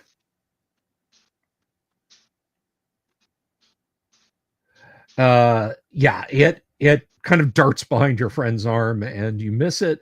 It is still digging in. You guys rolled a 5 for initiative. It rolls a 4 for initiative. So we'll start with a fellow he stuck to. Polly, make your attack. Okay. 15. And how many hit dice do you have? I have 14 hit dice. That is absolutely a hit. And this Small, is medium, or large? small, medium. Okay.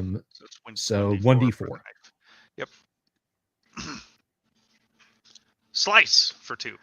All right, so you're hacking on it.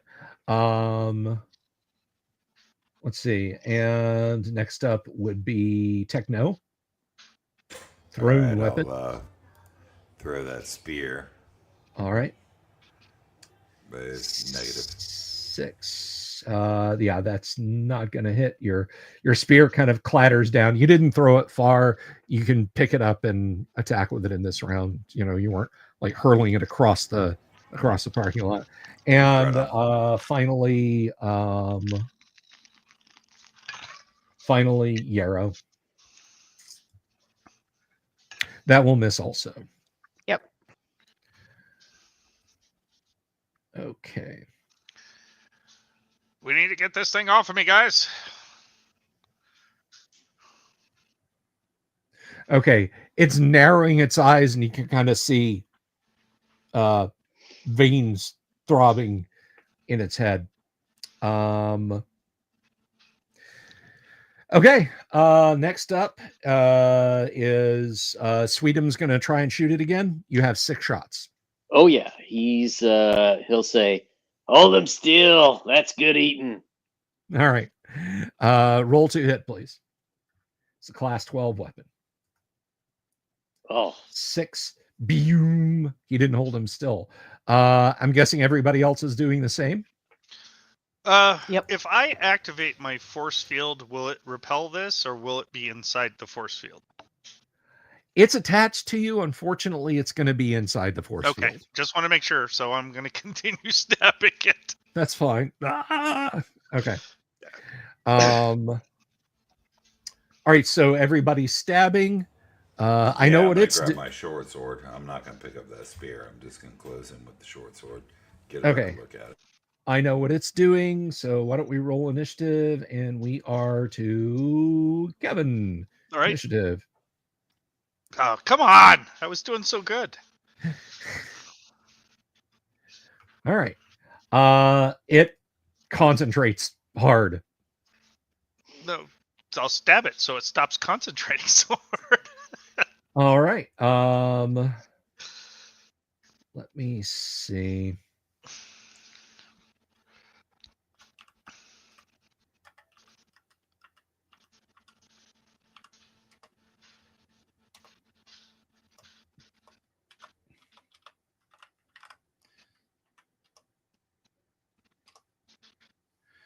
All right.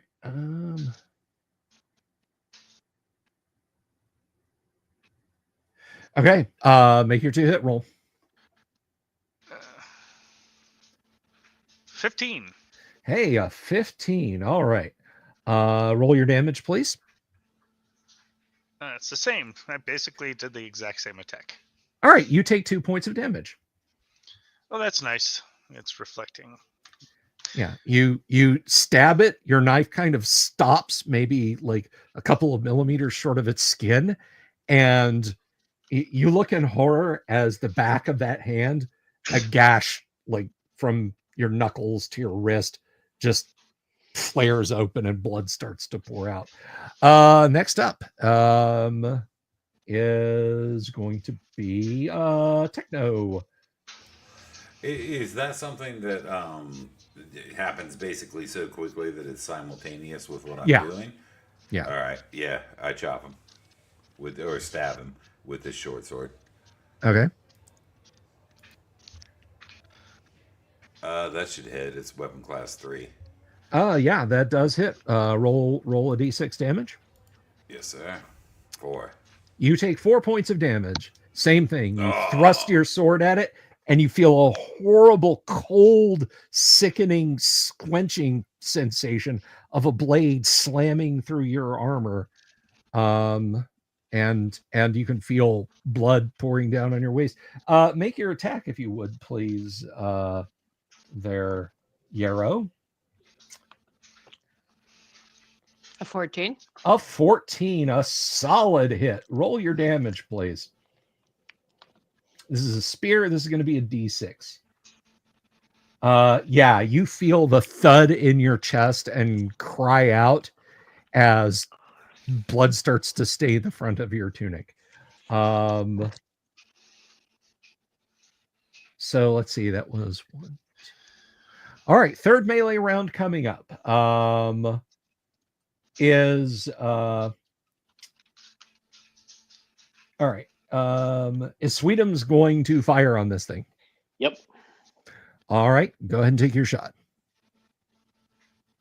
Oh, come on. Pew! All right, declarations for the rest of everybody. What are y'all going to do? I'm going to use... sorry. I'm going to use my radiated eyes on it. Nice. Very nice. Lifting up your goggles there, Cyclops. How about Polly score? I'm concerned. Maybe I'm going to try to choke it. Okay. That's what I'm going to try to do. Alrighty, you're going to basically try and grab it and grapple with it. Yeah, I'm going to grab it by the neck and I'm going to give it, the sleeper hold or something. Okay, and finally, how about Yarrow? She's gonna try to take the spear and knock it off of him. She's not going to try to damage it. She's going to try to dislodge it from him. You're just trying to like flip it off of him. Yeah. Okay, this is going to be important. So this is an important initiative roll. So Kanik, please take that and roll a d6. Aw, man. Good thing it was important. Nice. Okay. Right. Oh my god. It's an initiative tie, which means you guys see your buddy Paulie score. He flips that new kitchen knife around and charges towards Sweetums. Oof. Yeah, this thing's dead. Doop, doop, doop, doop, doop, doop, doop. And he is charging at Sweetums with a knife in his hand. So radiated eyes, This gives you the, let's see. Roll So 3. it's not attached to me anymore. No, it's still attached to you. Oh, okay. It's just driving now. Okay, sure. So Sweetums, like, you're trying to take a shot, and he turns and just charges at you. Kalima! Slowly So I turn, step by step. all right, so 3d6 of radiation, please. That is 8. I'm sorry. Came up as a 9 on this side. That is a 9. I'm okay. sorry, that's a 9. I math goodly. Same here. All right, so that is a 9.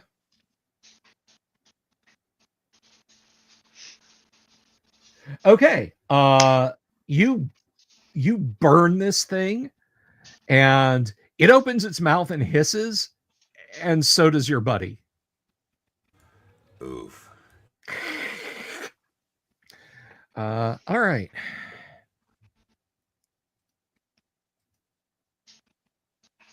Yeah, he's swinging at Sweetums, but he misses altogether. Give me a 2-hit roll there for Yarrow.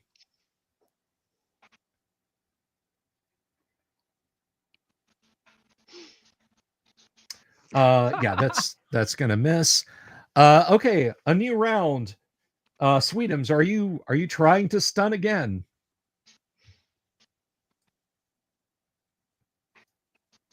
Yang? Yes, I would. All right.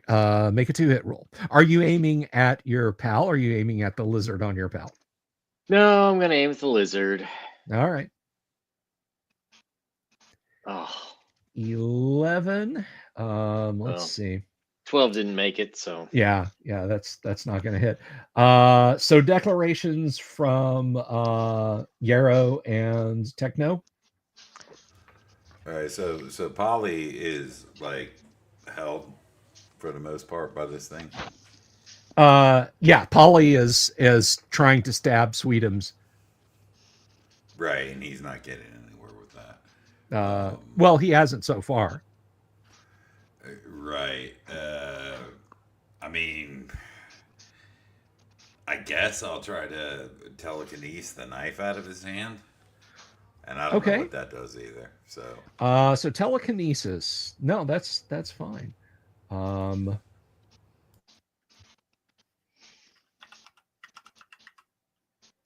Telekinesis. It enables you to lift objects other than the mutant themselves into the air and move them about. The mutant can only telekinesis as much weight as you could normally lift, and you must strain as though you were actually carrying the object. Only objects within 15 meters, which this is. It's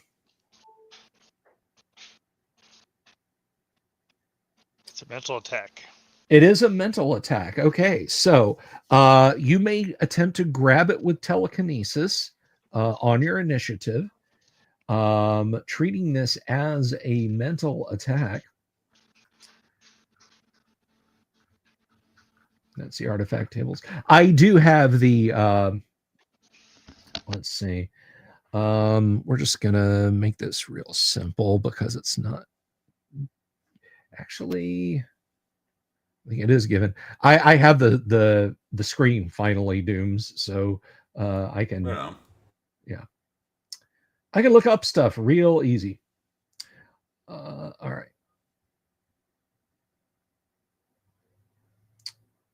And where was this thing? Okay.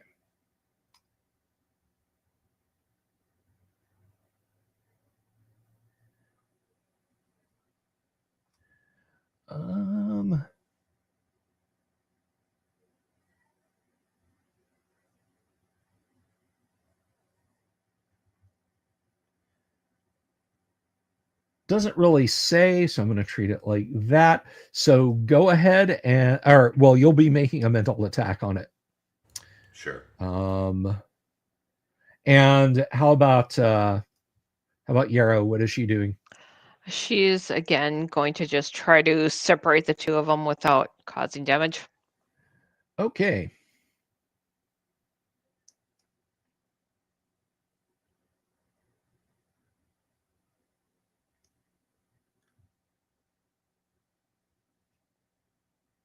And what is your mental strength? 17. I'm sorry, no. What is Techno's mental strength? It is 14. 14. Okay, so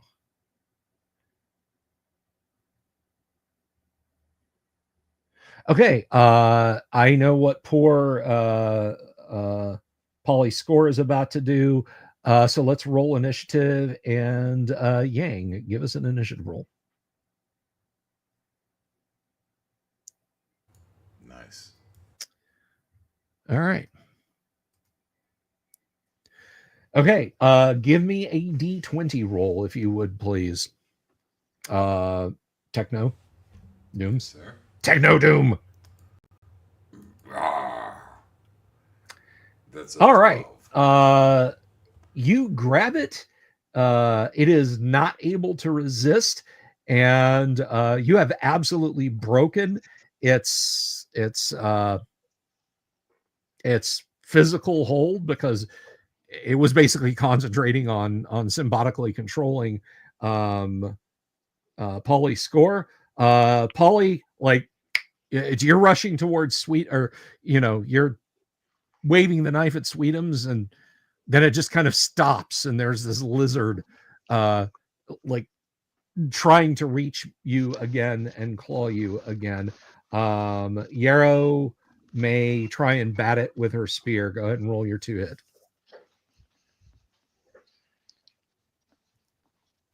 .13 weapon type of spear is let's see, spear is weapon class, rather.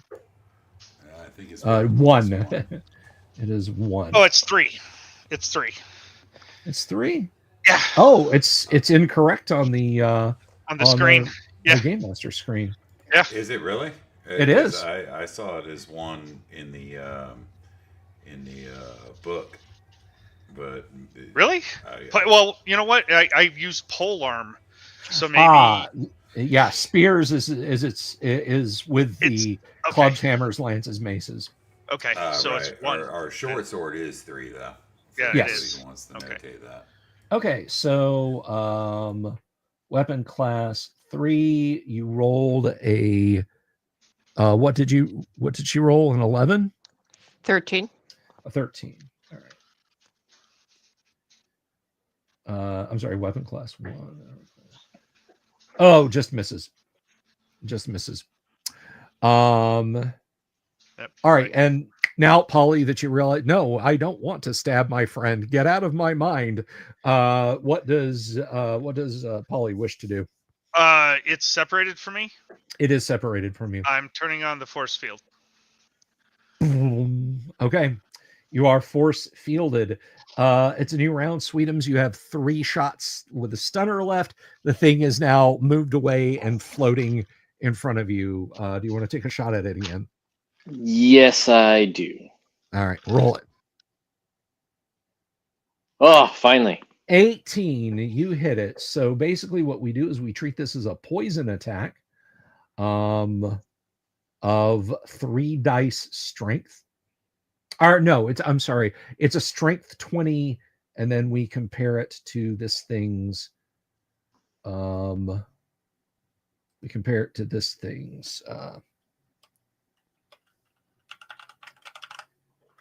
constitution. So stun ray, let's see, 20 minutes less than 1 minute for each point of the assisted victim's constitution. And this little bugger will be out for 8 minutes. It plops. Well, it's kind of hanging there. It's apparently being held up by some kind of mental power, but it just kind of goes limp. Okay. Awesome. I'm gonna stab it. So yeah, that's the rest of its life. Yeah. Yeah. All right. So yeah, you guys hack it to pieces. That was 5 rounds of combat. Yeah, so I got to rest now. Yeah, it's you basically slump to the floor. And the what you call it, the eyes, the radiated eyes, it says 4 turns, so that's 40 minutes, 40 combat rounds. So here's the thing: combat turns in Gamma World are effectively rounds. Jim really could have done us a solid and just said combat rounds instead of combat turns. Agreed. It's yeah. So you have them back now. Right, so it's basically every 4 rounds I can Yeah, use. every 4 rounds. All right, thank you. It has, as the kids today say, a cooldown period. Yeah. Okay, so we will wrap up tonight. Then we have gone a little bit over. Do you guys want to do anything before we finish up? The thing leaped out of the trunk. What was it guarding? If it was guarding anything. Well, it was guarding its treasures. Let's see. There's a crumbling book with an incredibly complex, although with your brain, you're able to sort it out. It's cerebrospatial evolution. Multicolored cubes and other platonic solids with dots and numbers on them, 16 of those. 3 pairs of women's stockings. A large bulbous helmet with a face mask on the front. It is red and it has white numbers on either side of it. And there is there's something else about the size of the iguana. In fact, you kind of are startled for a moment because you think it is what looks like a sort of a bipedal lizard with great spade-like spikes on its back. If this thing was real, it would be truly terrifying. You don't know why, but it kind of reminds you of like a combination of a gorilla and a whale. You're not sure why. And it's dark green. It's made of plant rubber. And there's a canister of breath freshener displaying the message, "It smells right with pyridite." Yeah, that's definitely going to be poison for me, so no. Yeah. So basically you got 16 dice, a football helmet, 3 pairs of women's stockings, and a rubber toy Godzilla. Sounds like quite the haul. Is this a Jim Ward adventure? I just want to ask. This was actually Paul Reich III. Okay. And I believe that Paul and Jim were pretty good buddies. So yeah, it follows. It does. I guess I got stockings now. You got stockings now. You can do like a punk rock pair where you twist them up and snip them with scissors. Get big holes in, and then a fancy pair, and then a pair to put over your head if you want to rob a bank. Anyway, nice. Thank you everyone for tuning in tonight. 170 people watched. That was really awesome. I do appreciate it. Thank you, Gonzalo Lira's Bar Tab, for the tip. That was also equally cromulent. I really appreciate it. I will be back on Monday. We will have some fun stuff to talk about on Monday as we look forward to the week ahead. Tuesday, I'm playing AD&D with a couple of these goons. Wednesday, Kyle will be back doing his thing. Thursday, you never know. Thursday's open. You don't know what can happen between now and Thursday. And then Friday, we're right back here in Gamma World doing the exploration of the Albuquerque Starport. Hey guys, if you like this video, if you're watching it after the fact, please leave it a comment down below in the comment section. Let me know what you liked about it, what you didn't like about it. I'll do more or less of those things. Anyway, the party met 2 friendly lizards, or 2 friendly snake men, and 1 very hostile lizard. But the important thing is that they didn't run into a dreaded radioactive owlbear. Peace. Love you all. I'll see you next week. Good night. Have you seen my owlbear?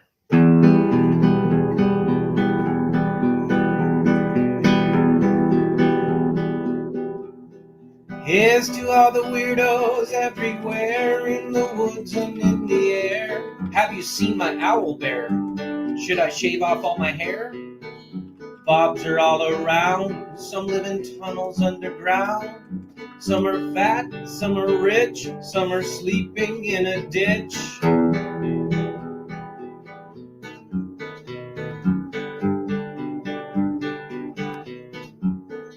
Can you ride a crooked horse without a saddle way off course? Naked as a toad all the way to Smoky Joe's. Have you seen the little creep driving fast in his little green Jeep? He smells like fish and brandy, but his rotten teeth look dandy. Take me to the show, I don't care if fast or slow. From action flicks to dancing dicks, just take me to the show.